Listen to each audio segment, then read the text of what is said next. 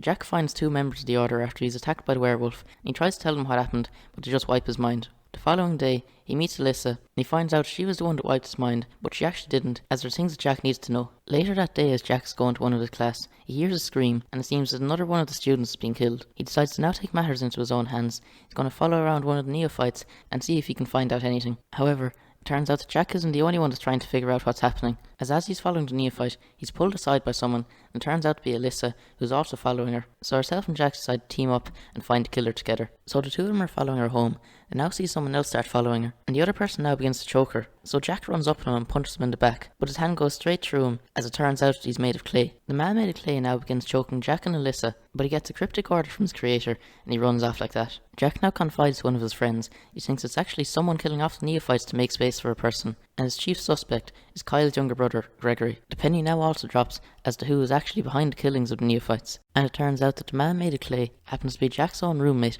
by the name of Clay. Jack is sure to be his next victim, but he manages to rub off the writing on his forehead, which is binding him together, and Clay now collapses to the floor. Jack now brings Clay's head to the Order, and it's revealed his creator is Margaret Crane, happens to be the mother of Gregory. So the two of them now are removed from the Order, and to fill the missing spot, Jack now becomes the newest member. They now reveal their real identity to Jack, as is tradition, and the biggest surprise is that the head of the Order, the Grand Magus, happens to be Jack's father. Jack's father doesn't recognise him, because when he last saw him he was only a child. But there's a lot of bad feelings between the two, because Jack blames him for his mother's death. Jack now goes back to his grandfather, he tells him all this, and it turns out they'd hoped to get Jack into the Order so they could find out where he was, but it now appears that his father was actually his boss. Jack is still on the hunt for the werewolf, and he now finds him, and he's chased into an old abandoned house. Somehow, the werewolf also gets in, so to escape, Jack runs down into the basement. He now finds a small shrine in there. In the shrine, there's a box on a table that can move by itself, and now pops open, and Jack peers into it, and out jumps a ball of fur that now latches onto Jack. Jack and the fur now struggle,